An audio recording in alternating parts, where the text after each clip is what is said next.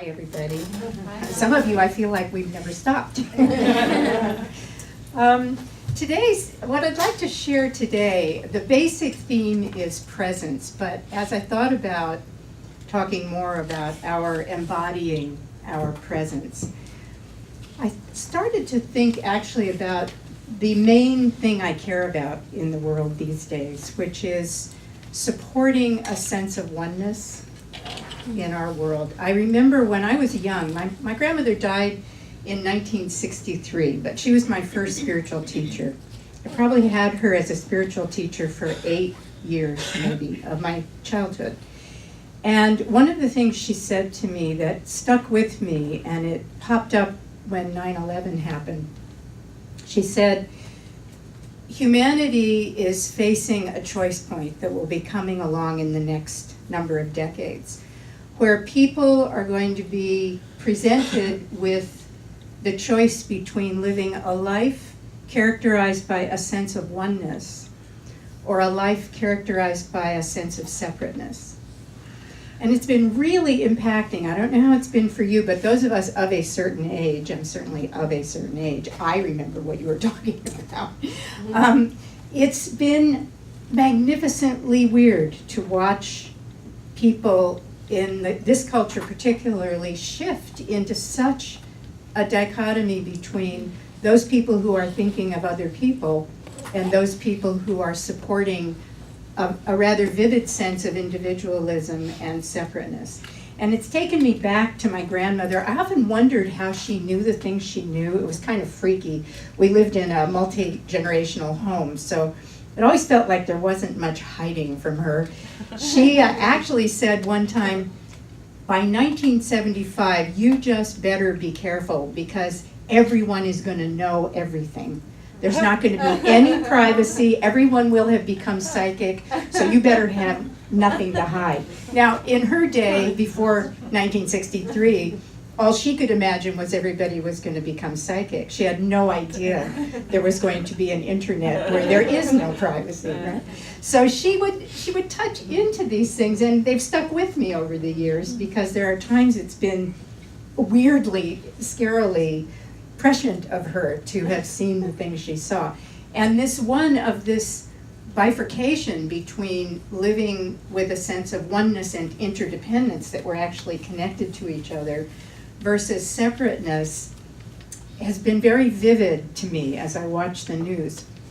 And as I thought about talking this morning about presence and what we embody as our quality and tone of the person we are moving through the world, what would it be like if we had more and more and more people who embody a relationship with a sense of oneness? What would that mean in the world if that were what colored our filter and moved us along and helped us actually make our decisions about how we want to be? So that's sort of the subject I wanted to focus on. My sister coming to the rescue. I don't really want it out front, but this is good. Thank you. That's quite good. Thank you. This is my sister. We come as a match set. Thank you. So what I wanted to, that's actually easier. Thank you very much. Want to add in one additional little element here that is taught a great deal by the Buddhist monk Thich Nhat Hanh, which is to remember how profoundly and inevitably interdependent we are. Well, I remember, this was quite a number of years ago, there was a conference yearly that was held in Washington, D.C. called Common Boundary. And one year, Thich Nhat Hanh was one of the special day-long experiences that we could have if we chose to do so. And there were about 400 of us in this particular workshop. The Common Boundary was a very large conference, but 400 people from it decided to spend the day with Thich Nhat Hanh. And I remember he had us all initially sitting facing the wall, quietly. And we were going to have the first whole portion of our time with him in silence, and that was going to include lunch. So eventually we all turned around and listened to him talk. And as we got ready to do lunch, which was going to consist of a little cantaloupe, a little honeydew, and some brown rice, we very silently walked and got our food and came back and sat down. He said, now, put a piece of cantaloupe on your fork, but just look at it for a moment. And he led us through an experience that has never left me, which was to begin to think about the plant that grew the cantaloupe, the dirt, the fertilizer, the sunlight, the rain that fed that, the people who tilled the field, who harvested the cantaloupe, how did it get from harvesting to the store, who went, who took it out of the truck, every single step along the way, the gasoline in the truck that got the cantaloupe from wherever it was, on and on and on. He took a very long time before we arrived at this piece of cantaloupe on the fork that we were going to eat and enjoy. And the debt of gratitude we had to so many unknown people, resources, beings bringing that cantaloupe to us. And that just has stuck with me all these years, that when I pop down to my mailbox and I take something out of the mailbox, how did that get there? Where did the paper come from that made that thing that I've just gotten on time? What a relief. So as we think about our radiating presence, how we move through the world, what do we radiate spontaneously without thinking about it? If we can interweave these two very powerful themes of oneness, that there isn't anything but one thing. We happen to have a lot of versions of it going around the world, but there's one thing, and that we wouldn't have anything if it weren't for countless other people and life forms and resources. And I think we sometimes forget this in our very easy world, where we just go to the grocery store, or we go onto Amazon, or we do something to have something. I mean, even how did this piano get here? How did we get here? So I want to ask us to have that be the kind of dynamic living theme of our time together today, that the presence we bring to the world, the tone and quality that we radiate simply by being, what would it be like if it were characterized by a recognition and honoring of our interdependence and our oneness?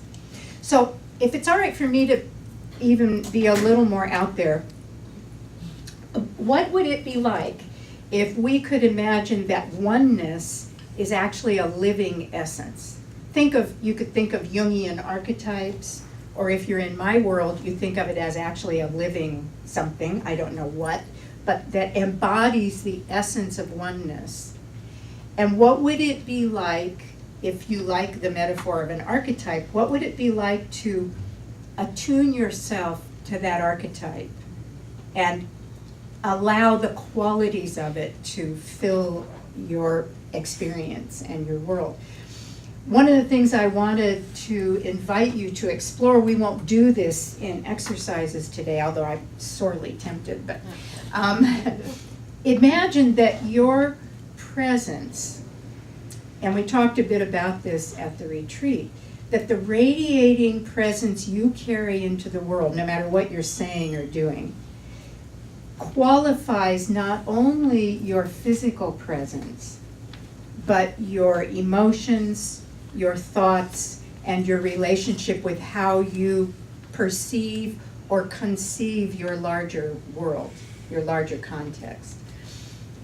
I'm imagining, for most of us, if we really, truly get that we're never alone, there's at least a little bit of relaxation into the present moment that we might not have if we're afraid we're on our own and we have to do everything ourselves. What if there is always, literally always, support available? I know that I've had some things happen this year that have really pushed me right to my edge of am I going to be okay about this, or am I going to find out what it's like to have a mental crack? And what I've noticed after the fact is the enormity of the gift from being pushed to the limit. Not over, but to the limit. And how when we can meet being pushed to the limit with the sense we're not alone in it, even though we might be at the limit because we feel alone, it's like carrying that paradoxical awareness that part of me feels like I'm absolutely losing it. Another part of me knows it's impossible to be alone. And I think one of the things my grandmother really got into my head, in a scary way, I must admit, when I was a little girl, that I'm never alone. In her house, that wasn't necessarily a soothing fact, because people would come to her when they were bothered by spirits they didn't like. It was not exactly comfortable going to sleep at night in that house. So not being alone was not always good news. It's good news to me now. It wasn't so much. Like, who's in here with me?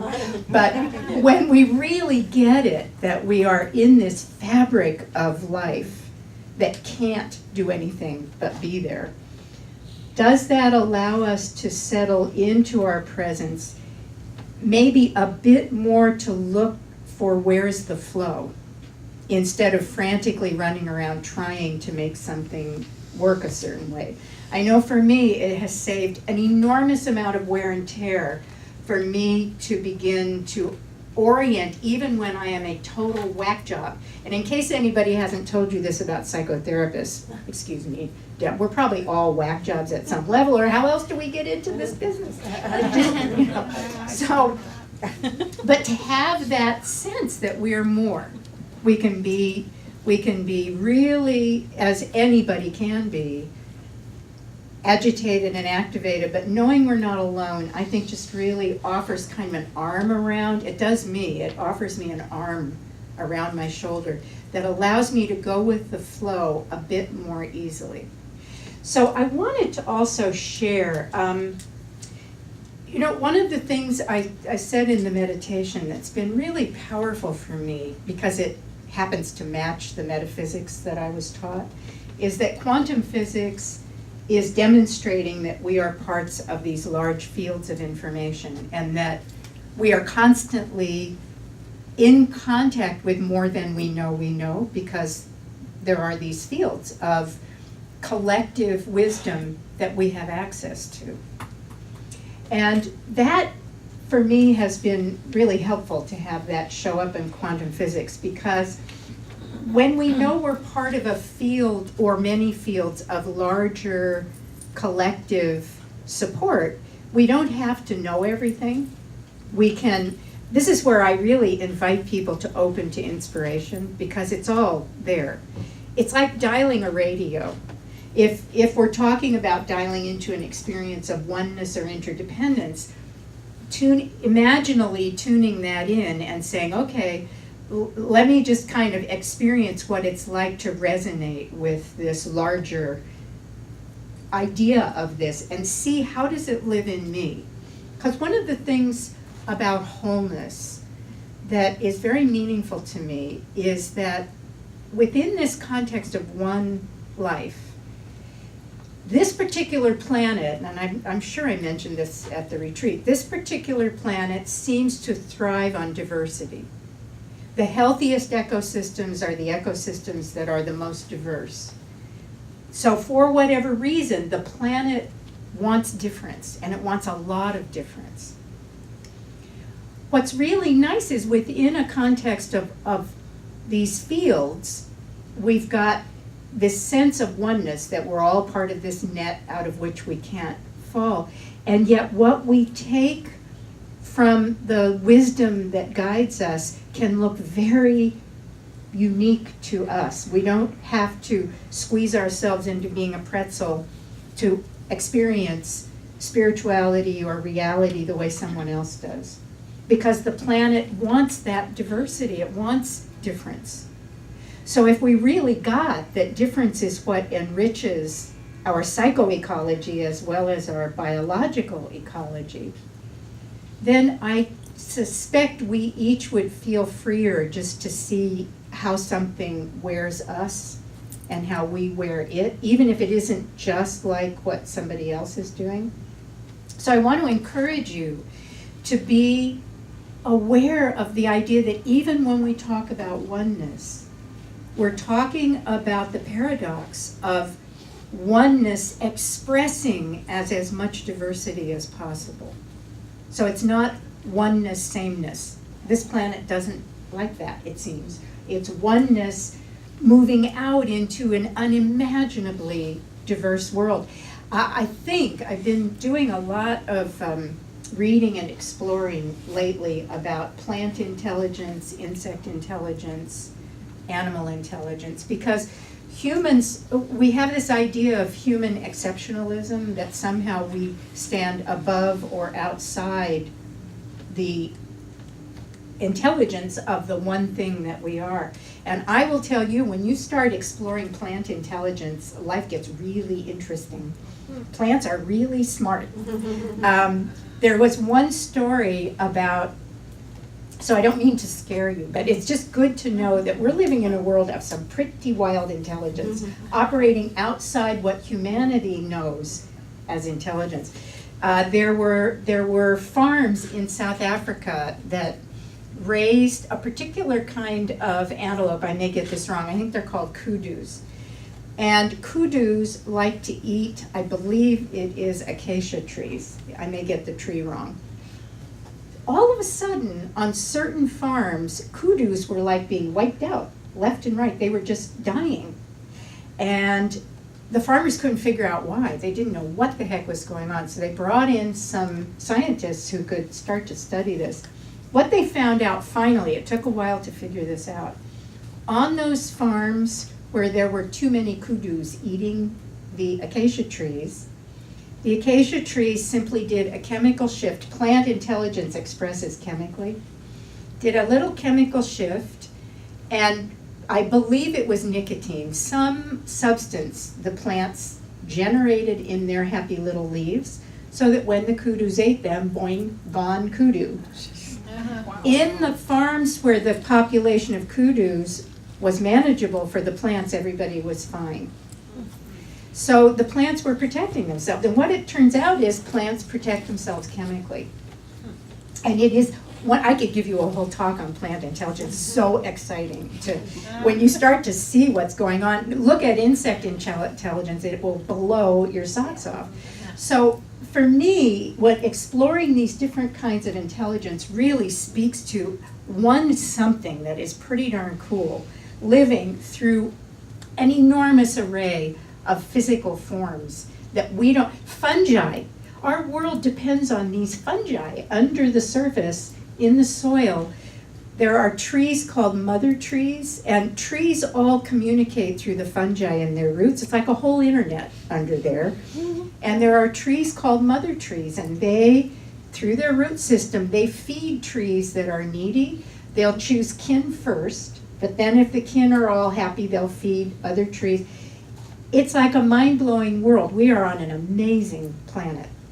Amazing planet.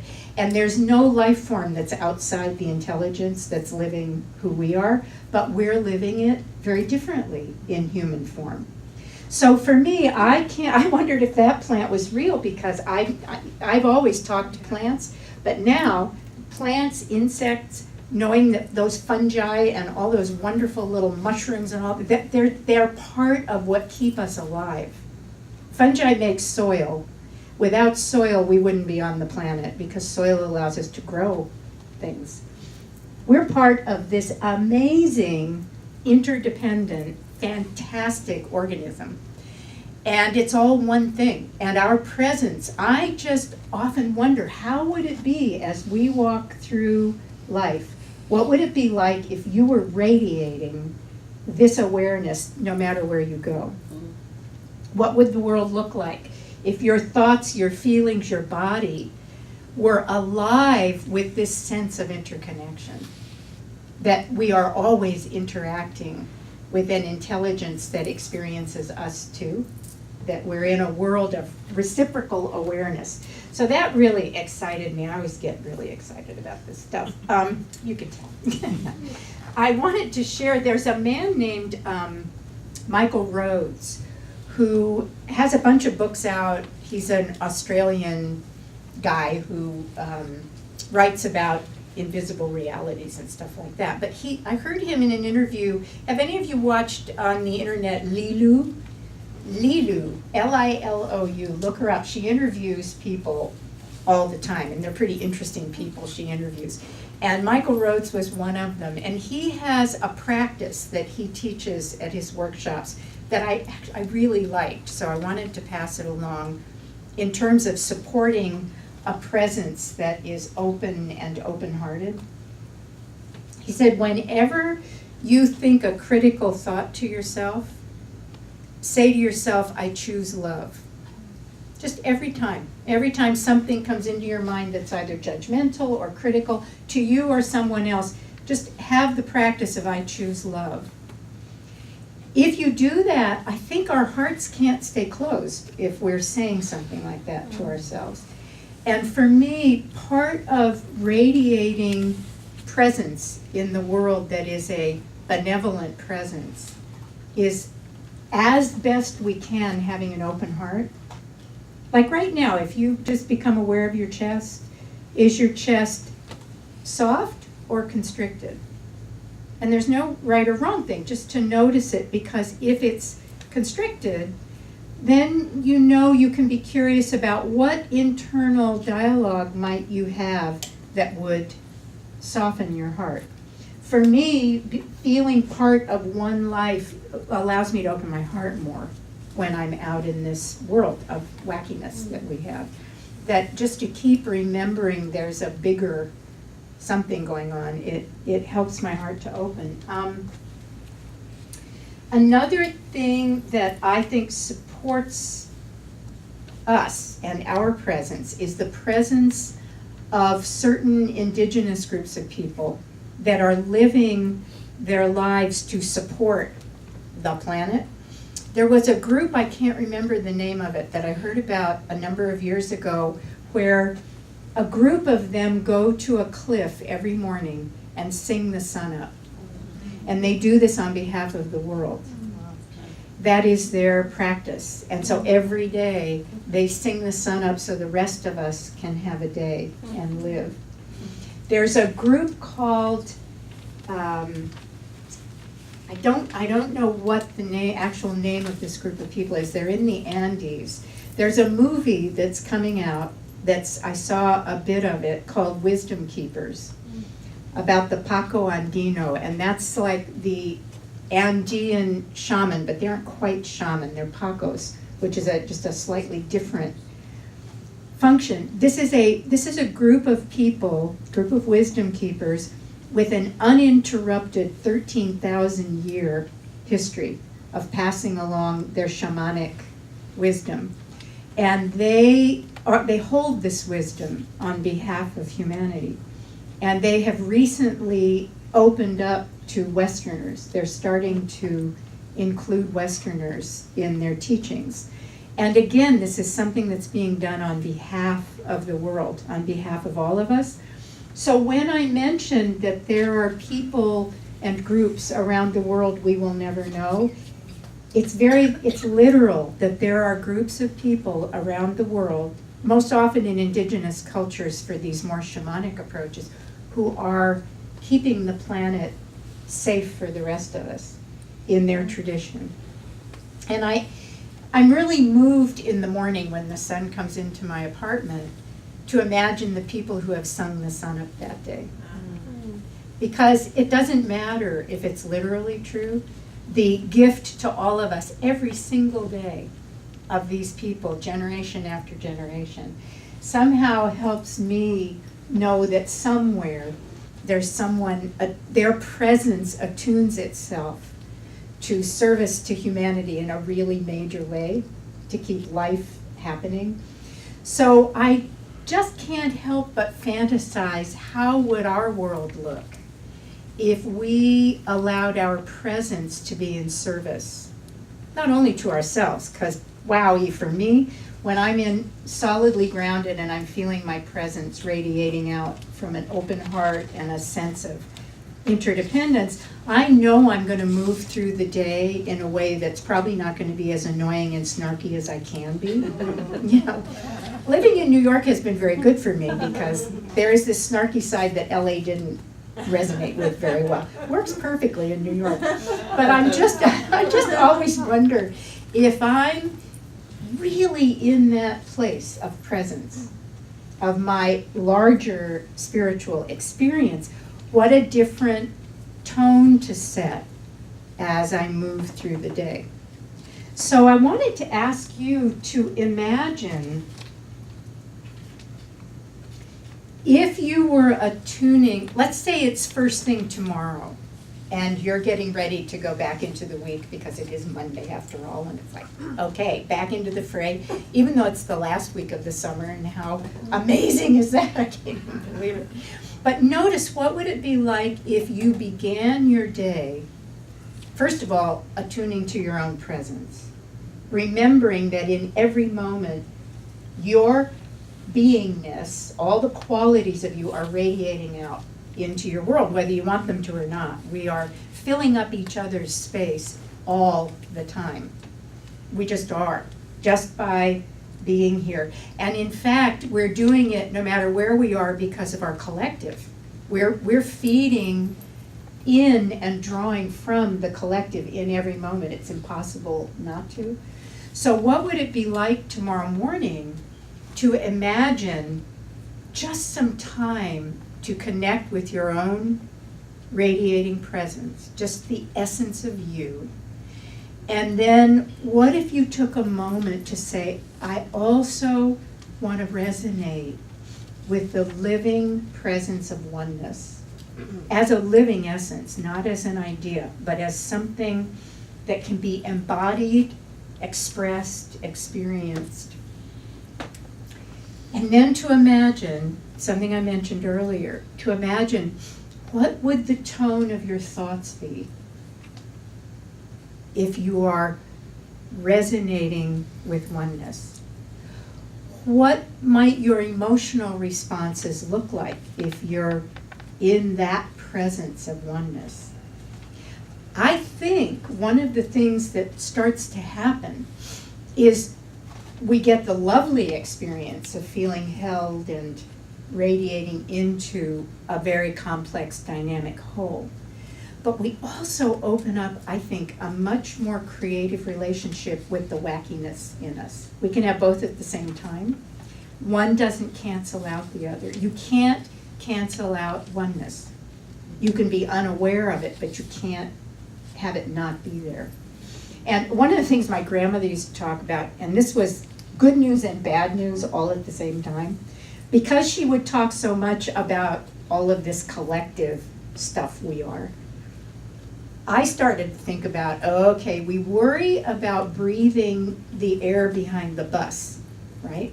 You wouldn't run behind the bus, breathing deeply with the exhaust. We kind of worry about cities that get polluted. For me, in my little kid brain, we're also in this psychological or mental, emotional, and then spiritual shared environment also.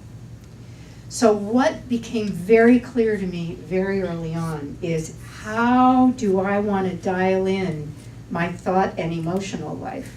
Because which environment do I want to have feeding what I'm about? So we could also have kind of polluted environments collectively, emotionally, or thought-wise. It's part of why I like to attune to something like oneness in the morning, to get my resonance in a frequency or a quality that I'm going to be happy to have influencing me throughout the day. Have you ever noticed how when you're really, really upset, if you get around someone else who's really, really upset, you can really be upset together? I think when we're really, really in a bad place, we're kind of dialing in that collective experience. It doesn't mean not to be upset, because you know I'm a nut job for wholeness. So we have all this stuff about us that's challenging. But what if it's held in a context of wholeness or oneness, where we can be in that but we also know we haven't lost this other. I think it changes the frequency a bit. I think it allows us to dip into that without getting lost in it. Even when we feel like we're getting lost in it, there's always our wholeness to come back to, the oneness that supports us. So to imagine it's tomorrow and you're resonating with the oneness, just to see how your day unfolds when you start it with that tone. And when you're open to what's the flow when I'm resonating with myself as part of this world. When I go through Central Park in the morning, I'm with friends all the way across the park. Some of those friends are trees, some are dogs, some are people. But the life in that park, the birds are amazing, the insects are amazing. Entering that park is entering a whole realm of friendship and connection. So how would it be if you were to do that? I'm going to end in a minute. I want to push it just a bit more. What if the particles that make up this, or this, or this, are part of the one consciousness that's living in the planet? Granted, not human consciousness. You could probably talk to this, but it wouldn't be the same kind of conversation. What if everything is part of what's living us? In that diversity, because I can't get my head around the fact that the particles that make this up would be any different from the particles that make me up. If this is all consciousness in form, it's not a consciousness I can identify with, but the particles of this are as sacred as the particles in me. So what kind of world do we live in where everything is the sacred in form? And we are part of that. So on that note, I really want to just offer to you the possibility of how tomorrow might look if you attune, starting the day, to the fact that you are part of a sacred expression of infinite diversity and amazing, unknowable possibility.